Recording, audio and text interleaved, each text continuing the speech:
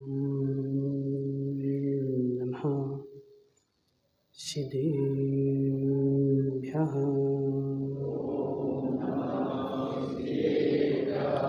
तज्जयति परं ज्योति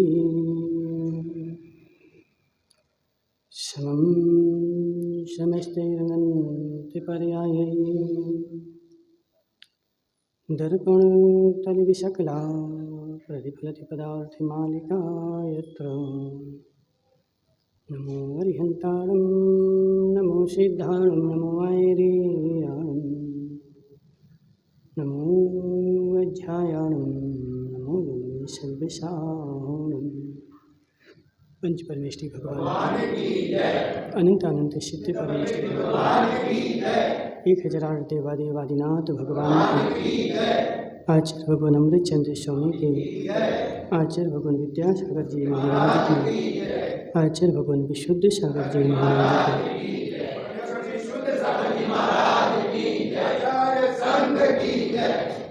मनुष्य तीर्थंकर भगवान की उपदेशना श्यादवाद वाणी जयवंत हो। आचार्य भगवान अमृतचंद्र स्वामी संबर अनुपेक्षा का वर्णन कर रहे हैं कि हे जीव, आश्रव का निरोध संबर है।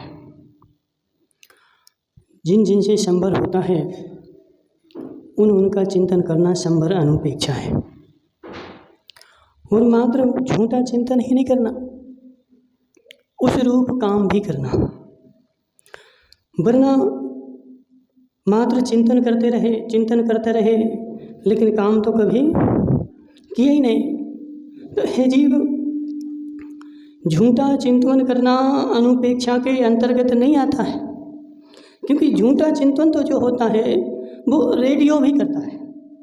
लविश भाई क्या करता है?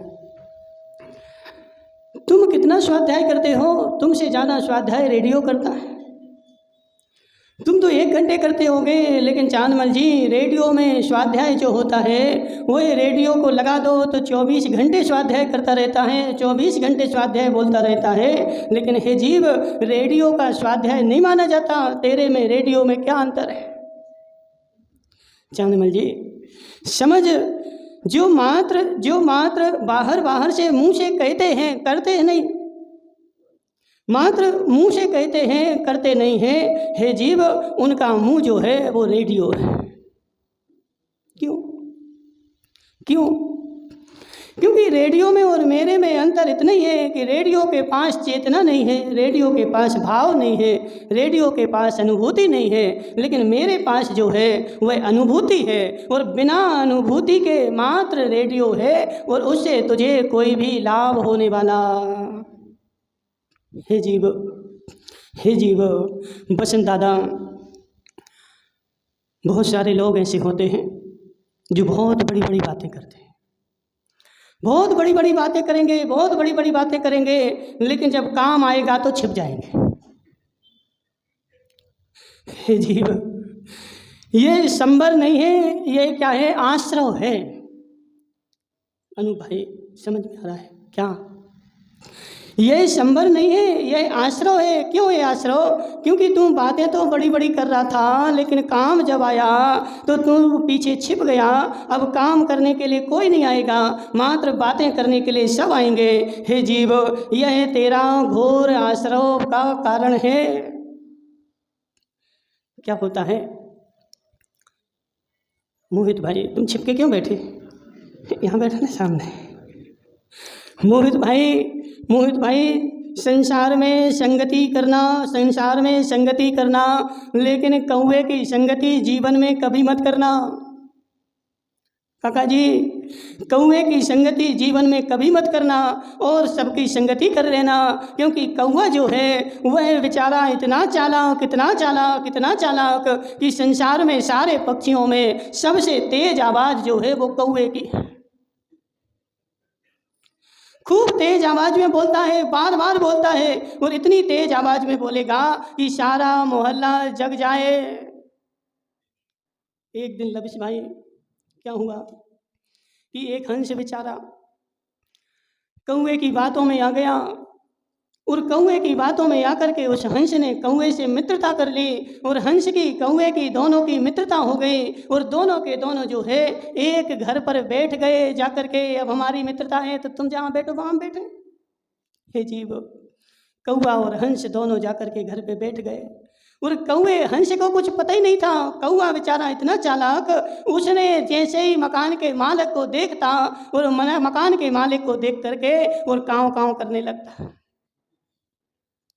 कौए की आवाज़, कौए की आवाज़ एक तो तीखी और दूसरी अशुभ, और जैसे ही मालिक उनकी आवाज़ सुनता कौए की ओर देखता, कौआ अंदर जाकर के छिप जाता। ऐसा उसने 2-4 बार किया और उस मालिक को जो थी गुस्सा आ गई, उसने हाथ में पत्थर उठाया। अब मैं इस कौए को देखता हूँ। और जैसे ही कौआ बाहर आया उसने काँव काँव किया और उसने पत्थर मारा, लेकिन कौआ तो होशियार था, तुरंत उड़ गया और बेचारा हंस बैठा था तो मर गया। हे जीव, हे जीव, हे जीव, समझ मेरी बात। कौए की मित्रता कभी मत करना। कौए की मित्रता करेगा तो ठगाया जाएगा, क्योंकि कौआ जो है मात्र क्या करता है, बोलता है, मुंह से बोलता है लेकिन करता नहीं है। इसलिए हे जीव, घोर आश्रव बंध का कारण है, संबर का कारण नहीं है। इसलिए क्या करना है काका जी? क्या है जयंतीलाल जी, कौए के पास मत बैठना, ठीक है? लेकिन वह कौआ तो फिर भी अच्छा है। क्यों? हे काका, हे काका, वह कौआ तो फिर भी अच्छा है। क्यों? क्योंकि वह अंदर से भी काला और बाहर से भी काला, और देख करके तू समझ जाएगा। लेकिन यह मनुष्य ऐसा कौआ है बेचारा, बाहर से मीठा लेकिन अंदर से काला। बाहर से ऐसे बोलेगा जैसे शक्कर की मिठास हो, लेकिन अंदर में जो है बेचारे करेले से भी ज़्यादा कड़वाहट है। इसलिए अनु भाई समझ बात को। वह बाहर का कौआ तो दिख जाता है कि काला है, उससे दूर हो जाते हैं, लेकिन अंदर का कौआ जो है दिखता नहीं है। इसलिए है, क्या नाम तुम्हारा? धर्मेश की भाई, भूपेश, धर्मेश, भूपेश, सब ऐसी हैं। ऐस मतलब क्या होता पता है? ऐस मतलब इंद्र, एक भूपों के इंद्र, एक धर्मों के इंद्र। हे जीव, समझ मेरी बात। बातों से संबर नहीं होता, बातों से संबर नहीं होता, काम से संबर होता है। मात्र बातों से तू खूब बड़ी बड़ी बातें कर, खूब धर्म का चिंतन कर और खूब धर्म को कहे, लेकिन अंदर में तेरे क्या चल रहा है मोहित भाई? बाहर से मैं पूजा खूब जोर जोर से पढ़ता हूँ, इतनी जोर से पढ़ता हूँ कि पूरे मंदिर में मेरी पूजन जो है गूंज जाती है। लेकिन हे जीव, वह बाहर से तो तू गुजारा है, लेकिन अंदर में गई कि नहीं गई? अंदर में एक बूंद चली जाए तो एक बूंद भी कार्यकारी हो जाए। अनु भाई, तुमने बड़े बड़े महल देखे महल गिरे हुए कि बने हुए? गिरे हुए नहीं देखे। क्यों? बिजौलिया जाना, वहाँ पे एक गिरा हुआ महल है, ठीक है? वहाँ का पूर्व का राजा था, वह महल पूरा पत्थर का बना था। उसको किसने गिराया? जयंतीलाल जी, तुमने? किसने गिराया? हे जीव, उसमें एक दरार पड़ गई थी और उस दरार में चांदमल जी एक बूंद बूंद पानी अंदर गया था, और एक बूंद बूंद पानी अंदर गया था, और एक दिन ऐसा आया था कि वह सारा महल जो है यहाँ वहाँ ढह गया था। बड़े बड़े पत्थर नीचे लुढ़क करके गिर गए थे एक बूंद पानी के कारण। भूपेश भाई, कितना पानी? एक बूंद पानी के कारण। लेकिन जब खूब पानी बरस रहा था, चारों ओर बह रहा था, लेकिन महल का कुछ नहीं हो रहा था। हे जीव, जब तक बूंद अंदर ना जाए तब तक महल का कुछ बिगड़ने वाला नहीं है, और एक बूंद अंदर चली जाए लेकिन पानी खूब नहीं बरसे। बसंत दादा, खेती करते हो तुम? नहीं करते। अभी इतना सारा पानी बरस गया, किसानों के काम का चांदमल जी, कितना तेज पानी बरसे कि खेती अच्छी हो जाए? बोलो, कितना तेज? 24 घंटे, 48 घंटे, 46 घंटे, कितने घंटे?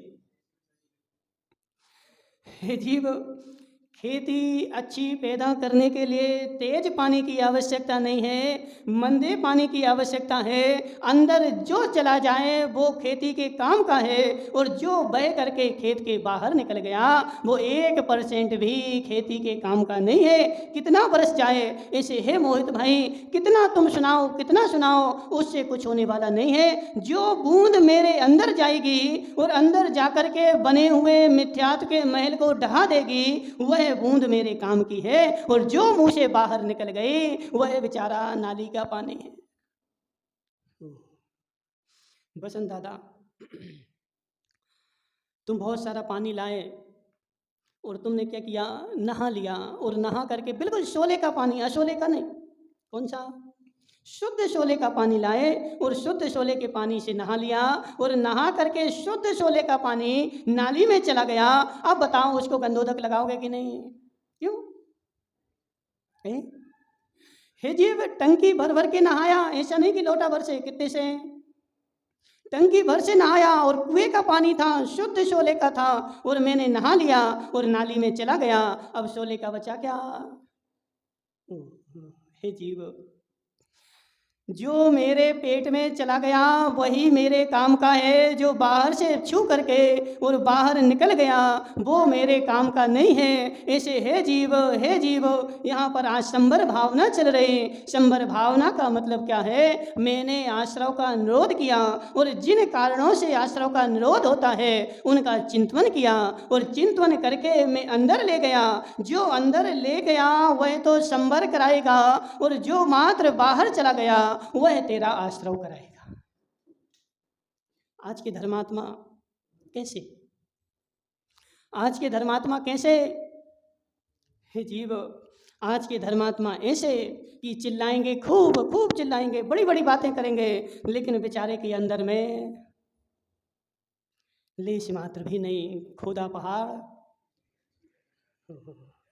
हे जीव, खोदा पहाड़, निकली चुईया, पहाड़ को खोदने गए कि नीचे सोना मिलेगा, नीचे सोना मिलेगा, लेकिन क्या नाम मयंक भाई, सारा पहाड़ खोद डाला, और खोदा तो नीचे देखा तो चूहा का बेटा चुईया मिले, ले आओ घर, क्या करोगे? इसलिए हे जीव समझ जा भूपेश भाई, बड़ी बड़ी बातें मत कर, काम कर।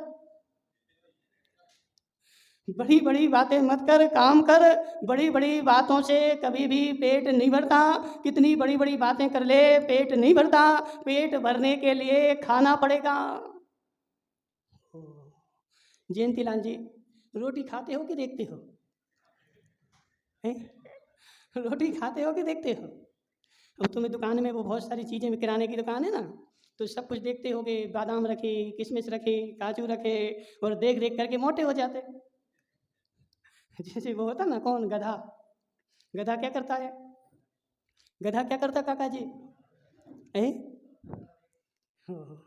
जीव, गधे के साथ ऐसी समस्या है, ऐसी समस्या है, बेचारा खाता नहीं है, देख देख के मोटा हो जाता है, इसलिए उसका नाम गधा है। जब जेठ के महीने में सारी घास सूख जाती है तो वह देखता है, देखो मैंने सारी घास खा ली, और अहंकार में फूल जाता है। और जब सावन का महीना आता है, चारों ओर घास, मैं इतनी सारी घास कैसे खाऊं? हे जीव, इतनी सारी घास मैं कैसे खाऊं, इतनी सारी घास कैसे खाऊं? और कुछ भी खाता नहीं है, एक जगह बैठ जाता है, और बैठ बैठ करके सोचता है, विचार करता है, और सोच सोच करके बेचारा दुबला हो जाता है। इसलिए हे जीव समझ जा, संबर आश्रव का निरोध जो है वह संबर है। और संबर का मतलब है जिन कारणों से आश्रव आता है उनके निरोध का उपाय करना, उनके निरोध के लिए मुझे भावना करनी, ताकि मेरे पास आश्रव ना हो, और आश्रव नहीं होगा तो वह संबर हो जाएगा। लेकिन उसके लिए पहले भावना देनी पड़ेगी। मोहित भाई समझो बात को, आजकल माताओं आयुर्वेदिक दवाई काम नहीं करती, पता है क्यों? मोहित भाई क्यों? आयुर्वेदिक दवाई काम नहीं कर रही। क्यों? क्योंकि आयुर्वेदिक लेने का फॉर्मूला है, लेने का तरीका है, उसमें कल्याण कारकम आचार्य भगवान पूज्यपाद स्वामी का उसमें सारा फॉर्मूला लिखा है। जिस वृक्ष की दवाई लेनी है, जिस वृक्ष की पत्तियां लेनी है, पहले जाकर के उस वृक्ष को निमंत्रण देना पड़ता है। अब हम तो गए और कुल्हाड़ी ले गए, कैंची ले गए और लाए और काट के उठा लाए। वो पहले उस वृक्ष को निमंत्रण देना पड़ता है अमुक अमुक मरीज के लिए, और वह दिन भी कौन से दिन निमंत्रण देना है। उस दिन जाकर के उस वृक्ष को निमंत्रण दो कि अमुक अमुक मरीज के लिए, अमुक अमुक बीमारी के लिए हमें आपके पत्तों की, जड़ की या तने की आवश्यकता है, और अमुक अमुक दिन आकर के हम इसको ले जाएंगे, हमें आज्ञा प्रदान करो।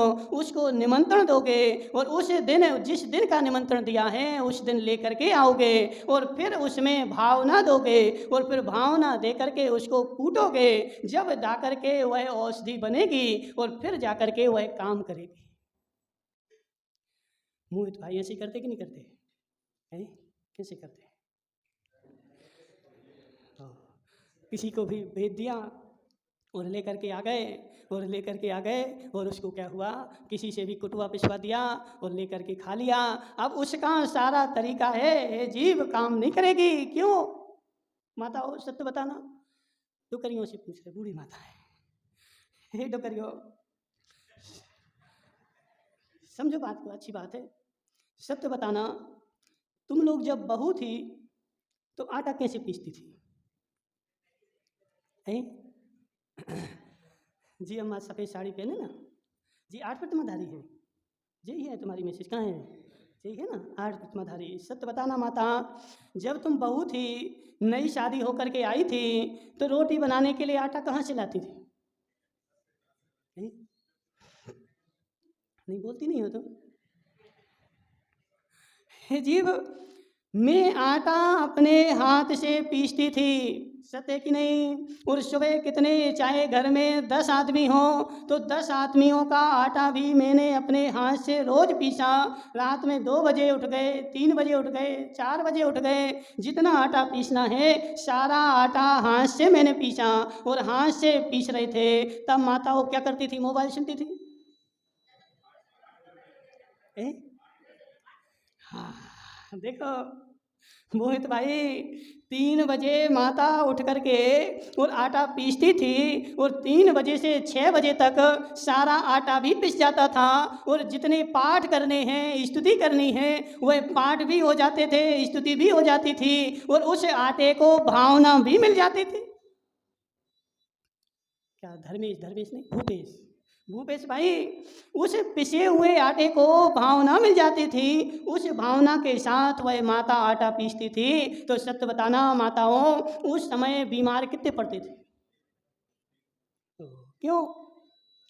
वह आटा नहीं है, वह आटा नहीं है, वह तुम्हारी औषधि बन गई। उसको तूने हाथ से पीसा और उसमें भावना दे दी, और भावना दे करके उसकी फिर रोटी बनाई, तो वह रोटी नहीं रही, वह औषधि बन गई। और जब आदमी खाता था उसका पेट ही नहीं भरता था, मन भी भर जाता था। आज क्या होता है? आज क्या होता मोहित भाई? पेट तो भर जाता है। मोहित रोटी खाने बैठा, देवी ने 25 रोटी परोसी, और रोटी और मांग रहा है, और लाओ और लाओ। तो देवी बोल रही, आज 25 खा ली, क्या हो गया तुम्हें? अरे 25 खा ली, हमें ध्यान ही नहीं है। क्यों? क्योंकि ध्यान तो दुकान में लग रहा था।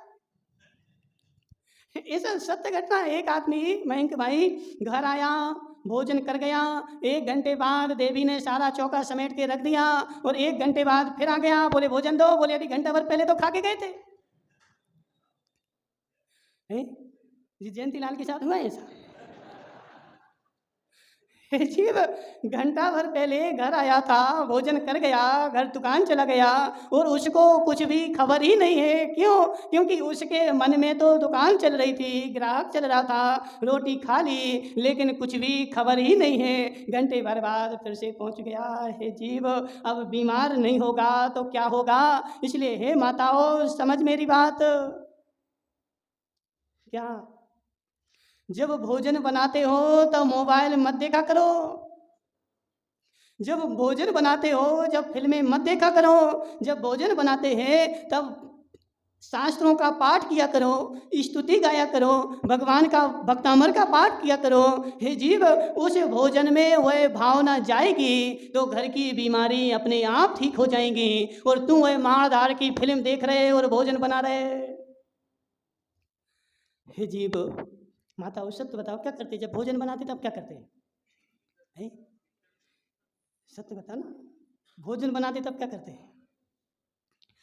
महाराज, कान में मोबाइल रहता है, ससुराल में बातें करते हैं, और नहीं हो तो फिल्म देखते हैं घंटों घंटों, नहीं हो तो फिर गाना सुनते हैं। वहाँ गाना सुन रहे, वहाँ रोटी बना रहे। हे जीव, यह भोजन तेरा बीमारी लाएगा, यह भोजन तेरा विष बन गया। अब भूपेश भाई तो और चतुर है, क्या करता है, वहाँ टीवी चालू कर लेगा और यहाँ थाली लग जाएगी, एक और मुंह में जाएगा और वहाँ फिल्म देख रहा है। करते कि नहीं करते? हे जीव, यह सारे काम तेरे कर्म बंध के साधन है, यह सारे काम तेरे आश्रव के कारण है और अशुभ आश्रव के कारण है। ऐसा तूने किया, इसलिए आज बीमारियां बढ़ गई। तूने भावना देना बंद कर दिया और वह चक्की में बटन चलाया और वहाँ टीवी देख रहे, वह डिब्बा लगा दिया, वह आटा तो पिसा है लेकिन हमें पता ही नहीं। माताओं सत्य बताओ, आटा पीसते हो तो वहाँ बैठते हो कि भग जाते? तू वहाँ बैठा नहीं था, चक्की में आटा डाला और नीचे डिब्बा लगाया और भग गया। बहुत सारे कीड़े ऊपर से गिरे और उस आटे में जाकर के साथ में पिस गए। और तूने उसमें क्या किया? रोटी बनाई, किसकी? कीड़ों की। और कीड़ों की रोटी बना के खा रहा है। बोले महाराज, वो तो मेरे घर में पिसा था। हे जीवो, घर में भले पिसा था, लेकिन जब पिस रहा था तब तू कहाँ था? हे जीव, समझ मेरी बात, भावना देनी पड़ती है, ठीक है? हर वस्तु के लिए भावना देनी पड़ती है। और यह भावना जो है, यह भावना ही कार्यकारी है। जब तक भावना नहीं दी जाती है तब तक काम नहीं होता है। मयंक भाई सत्य बताना, सुबह सुबह 2 नंबर जाते हो? जाते हो? पेट साफ होने में कितना समय लगता है? बोलो ना। रोज रोज पेट साफ हो जाता है? दवाई तो नहीं लेते? हे जीव, समझ बात को। यदि तू जंगल भी गया और अपने आप को भावना नहीं दी है, तेरा पेट साफ होने वाला नहीं है। मन में कुछ और चल रहा था, तू जंगल में बैठा था, तेरा पेट साफ नहीं होगा। यदि जंगल जाना है तो उसके आधा घंटे पहले से अपने पेट को भी भावना देनी पड़ती है। यदि आधा घंटा पहले से तूने भावना दी तो 2 मिनट में पेट साफ। और जिस दिन तेरी भावना नहीं दी, मन में कुछ और विकल्प चल रहे थे, उस दिन पेट साफ होने वाला। ऐसा होता कि नहीं मोहित भाई? देखो, गलत तो हम बोलते ही नहीं है, जो भी बोलते हैं सत्य ही बोलते हैं। तो पेट साफ करने के लिए भी भावना देनी पड़ती है। हे जीव, हर चीज के लिए भावना देनी पड़ती है। और जिसमें तू भावना नहीं देगा वह काम तेरा होने वाला नहीं है। लेकिन वह भावना हो सच्ची, वह भावना हो हृदय से। हे काका, यदि हृदय से भावना देगा तो कर्म का क्षय होगा, और मात्र झूठी झूठी भावना देगा तो कर्म का घोर बंद होगा। इसलिए हे माताओं सत्य बताओ जी, मायाचारी कर किसके साथ रहे? भूपेश भाई किसके साथ मायाचारी कर रहे हैं? किसके साथ कर रहे हैं? सत्य बता। हे जीव, मस्त हूँ मैं। क्यों? दुकान पे ग्राहक आया, मस्त हूँ मैंने देखो ठग लिया, मैं इतना होशियार, मैंने इस ग्राहक को ठग लिया। हे जीव, सत्य बता, तूने जब ठगा था तो ठगने के पहले तेरी क्या भावना चल रही थी और ठगने के बाद तेरी क्या भावना चल रही थी? धनपाल जी, धन है कि नहीं है? है ना धन? तो सत्य बताओ, ग्राहक को ठगा था, ठगने के पहले क्या भावना चल रही थी और ठगने के बाद क्या भावना चल रही थी? ठगने के पहले ग्राहक आया था, मेरे मस्तिष्क में माया की भावना प्रारंभ हो गई थी और जैसे मैंने उसको ठगा, उसके बाद भी लंबे समय तक उसी का आनंद आ रहा था। उसको ठग लिया, उस ठगने की भावना बाद में भी चल रही थी। अब तुझे कर्म का संबर होगा कि आश्रय होगा? बोलो अनु भाई, क्या होगा? हे जीव, किसको ठगा? किसको ठगा? लग ऐसा रहा है मैंने सामने वाले को ठगा, लेकिन बसंत दादा वास्तव में पूछा जाए, मैंने अपने आप को ठगा है, स्वयं को दगा दिया है, स्वयं को धोखा दिया है, स्वयं के साथ मायाचारी की है, क्योंकि तूने कर्म का बंध अपने साथ किया है। और वह कर्म का बंध उदय में किसको आएगा? ग्राहक को कि मुझे? वो बेचारा ग्राहक तो भोला भाला था, तुम्हारी बातों में आ गया, ठगाया गया। लेकिन हे जीव, कर्म का बंध उसे नहीं हुआ है, कर्म का बंध मुझे स्वयं हुआ है और उदय में मेरे स्वयं आएगा। यह आश्रय है, संबर नहीं है। इसलिए हे जीव, संबर की भावना कर, और संबर की भावना कर तो सच्ची सच्ची भावना कर। यदि तू मुंह से बोलता है और वह बात तेरे हृदय में जाती है, तब तो तू जीव है। और वह बात मात्र मुंह से बोली जा रही है तो ग्रामोफोन है, मात्र रेडियो है। रेडियो क्या करता है? बोलता है, लेकिन करता है क्या? हे जीव, ऐसे यदि मात्र मात्र मैं मुंह से बोलता हूँ और करता नहीं हूँ तो समझना मैं जीव नहीं हूँ, मैं मात्र क्या हूँ? रेडियो हूँ। मात्र मुंह से बोलता हूँ, मेरे अंदर तो कुछ जाता नहीं है। यह संबर भावना नहीं है। संबर भावना है कि अंदर भी जाए, और जितना जितना अंदर जाएगा उतना उतना संबर होगा, और जितना जितना मुंह से बोलेगा उतना उतना बंद होगा। इसलिए हे काका, कौए से दूर रहना। हे काका, कौए से दूर रहना, वरना कौआ तो चला जाएगा और तू मारा जाएगा। इसलिए सचेत रहे। संसार में मायाचारी वाले खूब हैं। बोली शांतिनाथ भगवान की।